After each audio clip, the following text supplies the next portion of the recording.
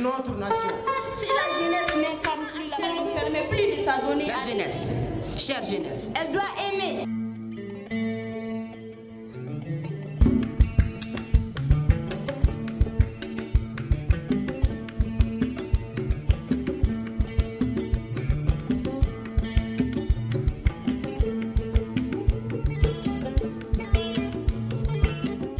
Nous voilà à notre deuxième édition et nous espérons que l'année prochaine, au même moment, en cette même période, nous allons nous retrouver ici encore pour la troisième édition.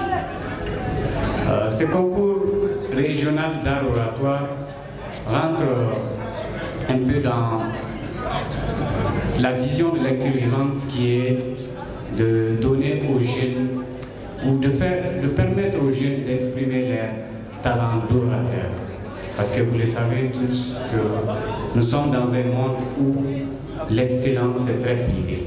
Donc c'est une façon pour l'association de lecture vivante de contribuer à offrir l'excellence en milieu scolaire, de contribuer à former les jeunes qui sont la relève de demain. C'est un réel plaisir pour moi de prendre la parole au nom de la jeunesse de la commune urbaine de Tombouctou et un privilège d'avoir à notre sein une association affiliée comme Lecture Vivante. Je l'ai toujours dit, je ne vais jamais me tarir de le dire, Lecture Vivante aujourd'hui, c'est une référence.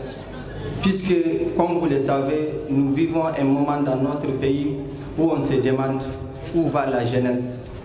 Qu'est-ce que la jeunesse veut? Et aujourd'hui, Lecture Vivante est en train de nous donner des réponses satisfaisantes en formant les jeunes à travers l'éducation, à travers l'information, à travers l'apprentissage. Comme leur credo le dit, lire pour apprendre, s'informer pour se former.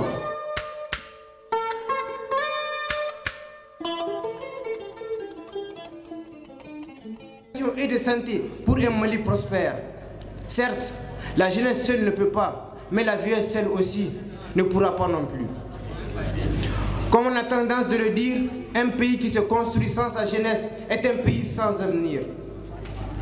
Et pour finir, chers frères et sœurs, nous sommes le Mali, nous représentons la jeunesse. De grâce, essayons à tout prix de contribuer au développement de notre nation. Faisons de notre posture le rôle d'acteur pour un changement vers un développement durable, pour le bien-être de notre nation, notre Mali. Mesdames et messieurs, on nous a toujours dit que la jeunesse est le pilier sur lequel doit se reposer une nation. Partant de ce constat, nous pouvons croire que la vaillante jeunesse du Mali saurait bien se tenir pour mieux soutenir les murs souvent délabrés de notre grand Mali.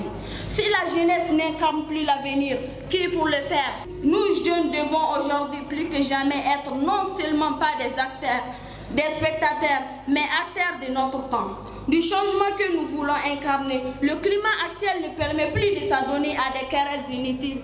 Les jeunes doivent se politiser, s'engager en politique, prendre le pouvoir. Un jour, nos jeunes frères et sœurs ou même nos enfants, nous voyons nous prendre cet imbroglio étatique. Nous demanderons, toi, qu'as-tu fait pour améliorer les choses? Que lui répondra-t-il? Ce jour-là, le silence ne sera pas permis.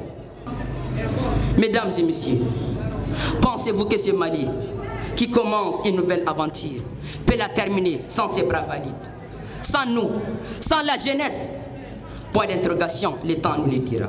La jeunesse représente non seulement le présent d'une nation, mais aussi son avenir. La jeunesse, chère jeunesse, battons le fer quand il est chaud. Elle doit aimer et servir sa patrie. Pas pour de l'argent ou la gloire, mais placer le dévouement au-dessus de l'ambition. L'intégrité au-dessus de l'opportunisme. Telle doit être la devise de la jeunesse. La jeunesse doit se mettre résolument au travail, car elle constitue le fer de lance de la nation. Nous ne devons pas oublier que notre force, c'est de pouvoir être les artisans de notre vie, de nos choix, de nos rêves, de nos désirs, de ce que nous voulons accomplir pour ce pays. Quelle chance! Que dis-je? Quelle chance d'être jeune. Jeune un jour, jeune toujours. Puisse Dieu bénir le Mali. Je vous remercie. Rêve de BMW pour asseoir à la place du mort celle qui couche. Dans un moment, des mecs comme moi, c'est le top. J'aurais été une fille, on m'aurait traité des salles. Quand je croisais papa aller travailler avec sa deux bleus, le matin en rentrant de boulot, je me disais, c'est un bonhomme, mon vieux. Puis je me faufilais dans mes couvertures et je dormais toute la journée. Style vampire. Et la poésie faite dans la souffrance est douce comme celle de la jouissance. La confiance en soi tue le pessimisme et la foi enseigne l'optimisme. Vous les alcooliques malheureux et vous les damnés paresseux, vous qui n'attendez plus rien de la vie, sombrez dans la poésie.